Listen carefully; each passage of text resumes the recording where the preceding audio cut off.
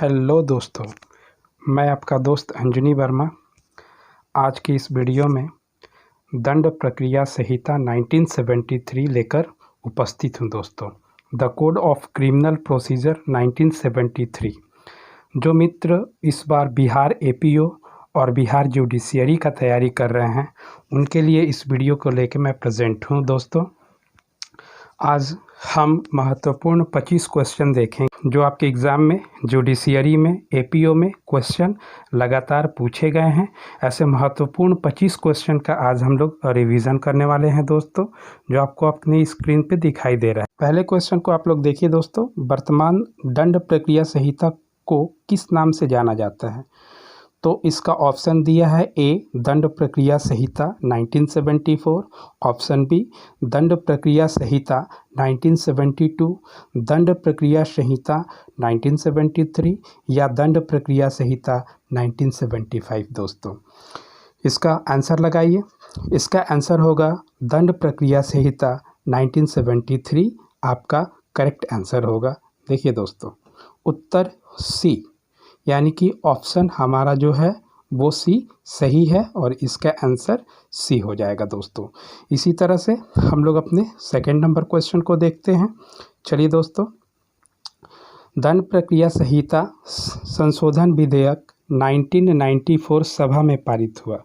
दोस्तों option A है, देखिए यहाँ पर 4/5/1995, ऑप्शन बी 5/5/2005 या ऑप्शन सी 23/6/2002 या ऑप्शन डी 4/5/2005। तो दोस्तों यह विधेयक जो है 5/5/2005 को पारित था। इसका ऑप्शन बी हो जाएगा दोस्तों। देखिए इसका आंसर क्या है, देखिए दोस्तों ऑप्शन बी। इस तरह से हम अपने अगले क्वेश्चन की ओर बढ़ते हैं। क्वेश्चन नंबर हमारा है 3, आपकी स्क्रीन पे है दोस्तों, ये देखिए। क्वेश्चन नंबर 3 में निम्नलिखित कथनों पर विचार कीजिए। दंड प्रक्रिया संहिता 1973 का विस्तार जम्मू और कश्मीर राज्यों के सिवाय संपूर्ण भारत पर है, नंबर 1। नंबर 2, दंड प्रक्रिया संहिता 1973 के अंतर्गत अध्याय 8, 10th और 11th से संबंधित उपबंध नागालैंड राज्य के व जनजाति क्षेत्रों पर लागू नहीं होंगे। नंबर 3 है दोस्तों, दंड प्रक्रिया संहिता 1973 25 जनवरी 1974 से प्रवृत्त होगा। चौथा है दोस्तों, आप ध्यान देंगे, दंड प्रक्रिया संहिता का अध्याय 2 दंड न्यायालयों और कार्यालयों के गठन से संबंधित है। तो उपरोक्त दिए गए कथनों में कौन सही है? ठीक है दोस्तों, तो यहाँ पर ऑप्शन ए में पहला, दूसरा, तीसरा और चौथा होगा। ऑप्शन बी केवल दूसरा, तीसरा और चौथा होगा। ऑप्शन सी केवल दूसरा और तीसरा होगा या ऑप्शन डी केवल पहला और चौथा होगा। तो दोस्तों ये क्वेश्चन प्रीवियस ईयर का पहले का है। अब हम लोग जानते हैं कि the code of criminal procedure 1973 Jammu Kashmir राज्य का अनुच्छेद 1970 जाने से यह सीआरपीसी संपूर्ण भारत पर लागू है। ठीक है दोस्तों, तो यहाँ ऑप्शन जो है ये संपूर्ण भारत पर लागू होगा और साथ ही साथ ऑप्शन आपका 4th जो है, देखिए 4th ऑप्शन, ये दंड प्रक्रिया संहिता का अध्याय 2 जो है दंड न्यायालयों और कार्यालयों के गठन से संबंधित है। दोस्तों ये ऑप्शन भी सम्मिलित होगा। Constitution of criminal courts and offices आपके चैप्टर 2 में ही है। तो दोस्तों इसका ऑप्शन होगा ऑप्शन डी, करेक्ट आंसर होगा। तो ऑप्शन डी हमारा इस क्वेश्चन का आंसर होगा। देखिए दोस्तों ये ऑप्शन डी। अब इस तरह से क्वेश्चन नंबर 4 पर आते हैं दोस्तों। देखिए क्वेश्चन नंबर 4 क्या कहता है, दंड प्रक्रिया संहिता कब से प्रभावशाली हुई है? तो दंड प्रक्रिया संहिता जो है आपका 1 अप्रैल 1974 से यह पूरे भारत में लागू हो गया था दोस्तों। देखिए इसका आंसर क्या कहता है, यहाँ देखिए आंसर ए तो इसका करेक्ट आंसर होगा ऑप्शन ए दोस्तों। चलिए अब इस तरह से अपने अगले क्वेश्चन की ओर बढ़ते हैं। क्वेश्चन नंबर 5 आपके स्क्रीन पे इस तरह से है, देखिए। क्वेश्चन नंबर 5 है, अपराध दंड प्रक्रिया संहिता 1973 विभाजित है। ऑप्शन ए है अध्याय 37 धाराएं 481, ये होगा नहीं। ऑप्शन बी अध्याय 39 धाराएं 484, ऑप्शन बी नहीं।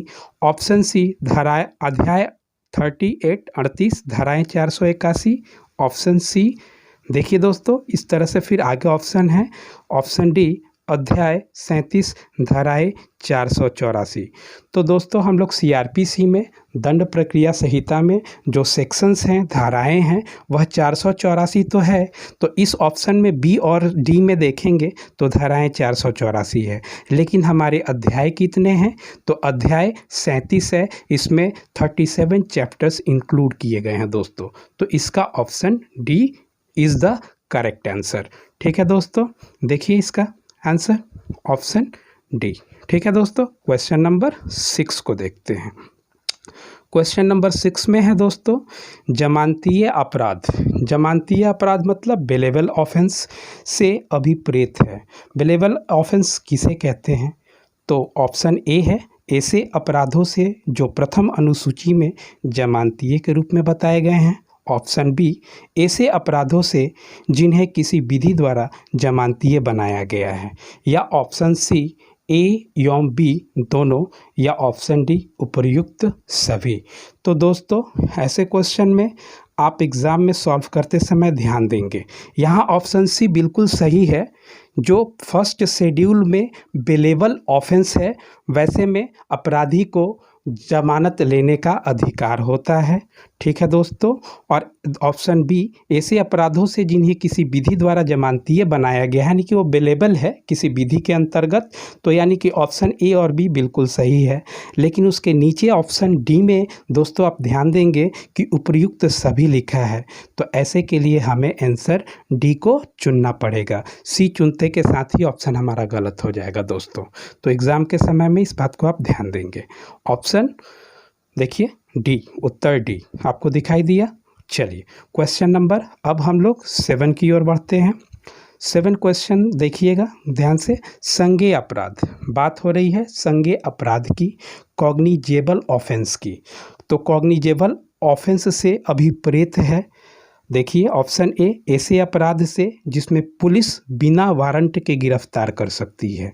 तो गौर कीजिएगा दोस्तों, ऑप्शन ए में बोला कि पुलिस बिना वारंट के गिरफ्तार कर सकती है। ऑप्शन बी देखिए ऐसे अपराध से जिसमें पुलिस वारंट द्वारा ही गिरफ्तार करेगी। ऑप्शन सी उपर्युक्त दोनों, या ऑप्शन डी किसी से भी नहीं।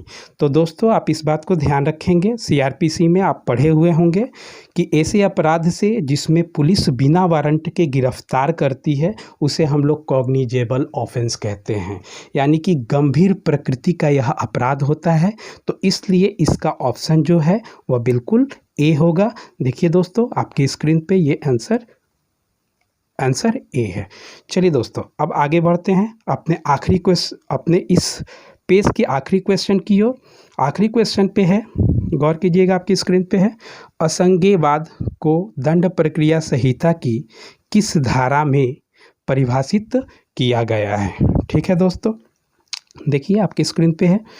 तो इसको किस धारा में इसको परिभाषित किया गया है, यानी कि किस सेक्शन में इसका डेफिनेशन दिया गया है? किसका? तो असंज्ञेयवाद का, यानी कि नॉन कॉग्निजेबल ऑफेंस का।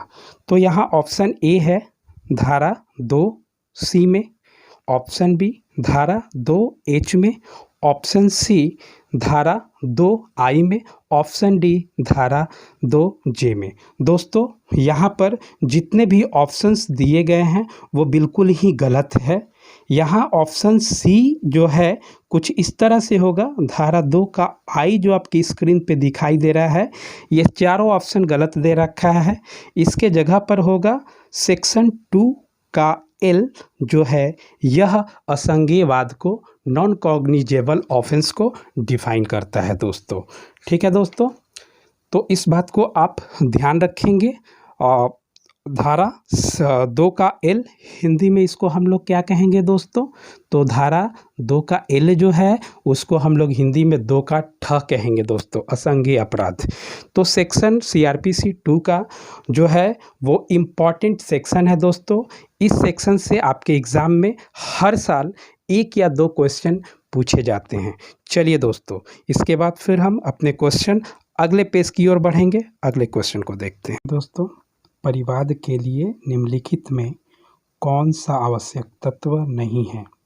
ठीक है, कंप्लेंट जब भी हम लोग करते हैं तो उसमें किन बातों का मेंशन नहीं होना जरूरी है? तो परिवाद का लिखित होना, परिवाद का मौखिक होना, ऑप्शन बी।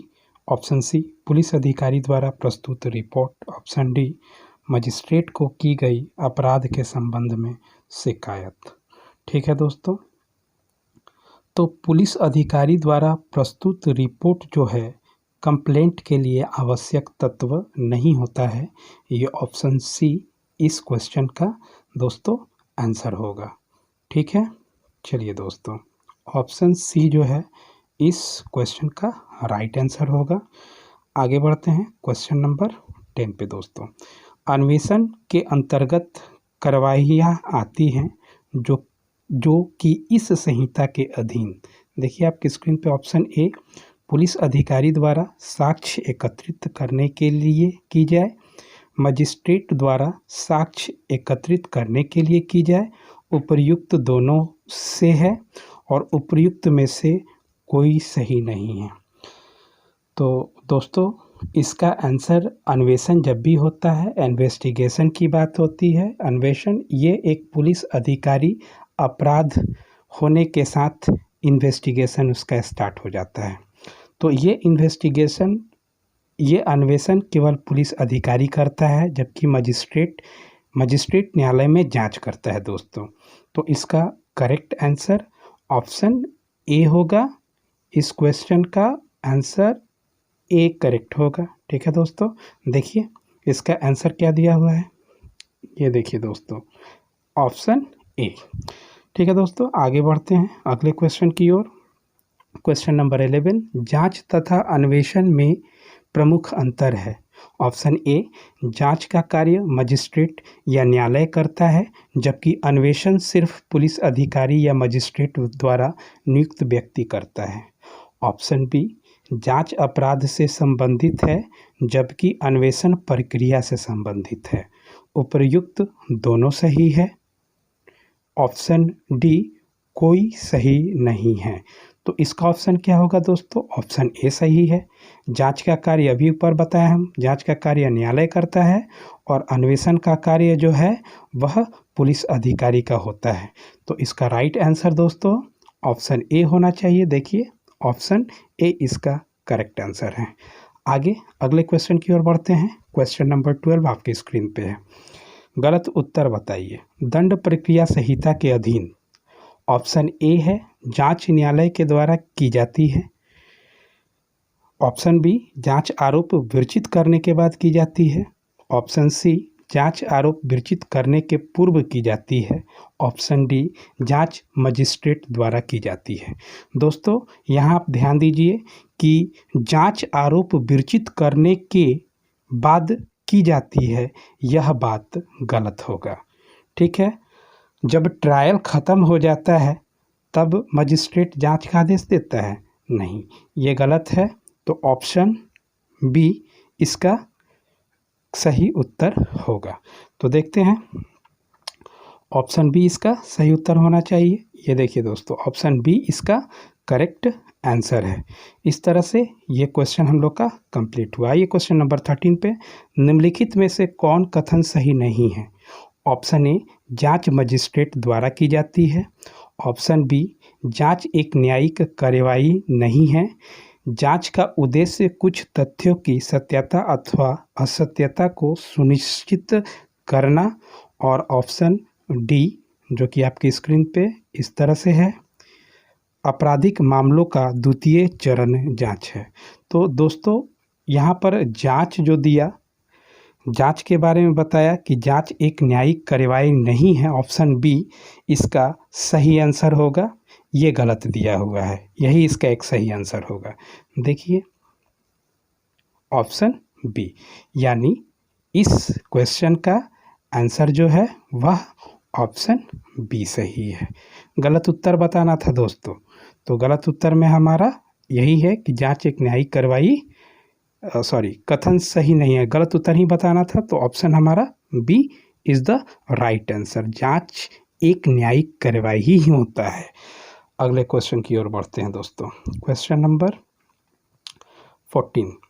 तो देखिए आपकी स्क्रीन पे है, अन्वेषण का उद्देश्य होता है ऑप्शन ए अभियुक्त को दंडित करना, ऑप्शन बी अभियुक्त को दोषमुक्त करना, ऑप्शन सी साक्ष्य एकत्र करना, ऑप्शन डी अभियुक्त को दोष सिद्ध करना। अन्वेषण का काम का क्या होता है? तो साक्ष्य को एकत्र करने के लिए पुलिस अधिकारी अपराध के बाद का प्रक्रिया अपनाता है। यहाँ ना तो ऑप्शन ए, ना बी और ना डी होगा, यहाँ पे करेक्ट आंसर आपका ऑप्शन सी है दोस्तों। ठीक है, आइए इसका उत्तर देखते हैं। Yes, C is the right answer.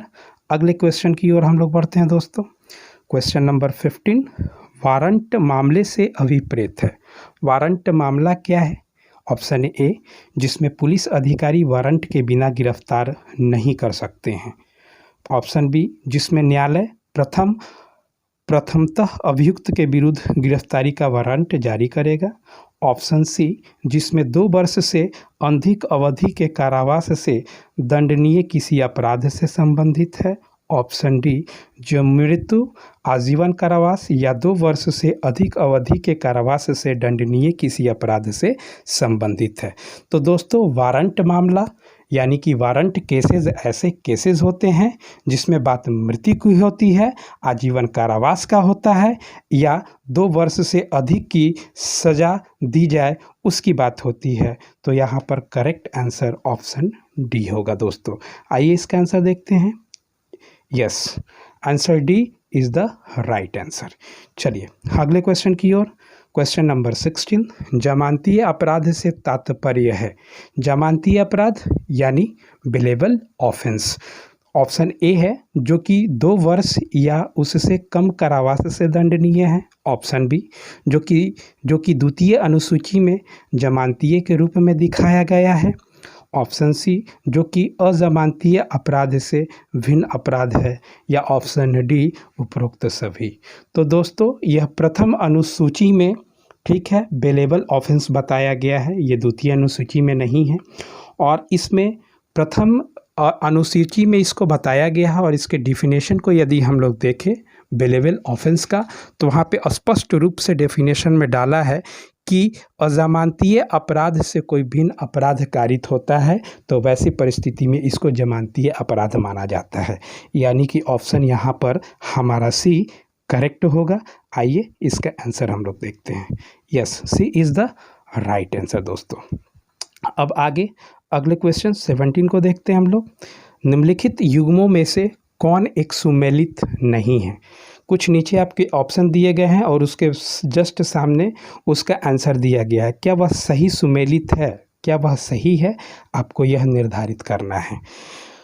और कौन सा सुमेलित नहीं है, इसमें से ये निर्धारित करना है कि कौन सा गलत किया गया है दोस्तों। तो गलत हम देखेंगे। सबसे पहला है पुलिस रिपोर्ट, धारा 2 का द है। तो यहाँ पर देखेंगे दोस्तों 2 का द बिल्कुल सही है। 2 को द में अंग्रेज़ी में हम लोग कहेंगे 2 का ऑप्शन जो है वह आर होगा दोस्तों। ठीक है, 2 का ऑप्शन जो है वह आर, ठीक, इसे इंग्लिश में बोलेंगे। आगे देखते हैं दोस्तों, संज्ञेय अपराध 2 का ग, ठीक है, 2 का ग, तो अंग्रेज़ी में इसको क्या बोलते हैं? सी, ठीक, 2 का सी। जमानतीय अपराध 2 का ख, ठीक है दोस्तों। जमानतीय अपराध जो है यह अपराध 2 के क में बतलाया गया है, ख में नहीं, और यही इसका एक सही सुमेलित नहीं है, यानी कि हमारा आंसर सी होने वाला है। फिर भी ऑप्शन डी को देखते हैं। अन्वेषण धारा 2 के ज की बात है, बिल्कुल। इन्वेस्टिगेशन धारा 2 के ज में, सेक्शन 2 के ज में, यानी कि 2 के एच में इसको डिफाइन किया गया है दोस्तों। तो इस तरह से हम लोग देखें कि हम लोग सीआरपीसी के 17 इम्पॉर्टेंट क्वेश्चन को, जो कि हमारे पहले एग्ज़ाम में पूछे जा चुके हैं, इस क्वेश्चन को हमने आज देखा। आप इस वीडियो को अधिक से अधिक लाइक करें। बाकी 483 क्वेश्चन को 483 क्वेश्चन को मैं नेक्स्ट वीडियो में लाने की कोशिश करूंगा। यदि आपका इस वीडियो में ज़्यादा से ज़्यादा प्यार हमको मिलता है, लाइक मिलता है, तो मैं आपके इस लाइक से आगे की वीडियो के लिए बहुत ज़्यादा प्रेरित हूँगा और सीआरपीसी के क्वेश्चन 483 क्वेश्चन को मैं वीडियो में लेकर के आऊँगा दोस्तों, जिससे कि आपके एपीओ का, आपके बिहार जुडिशियरी सिविल जज का, ठीक है, आपकी प्रिपरेशन अच्छे से हो सके दोस्तों। ठीक है दोस्तों, चलिए बाय बाय दोस्तों।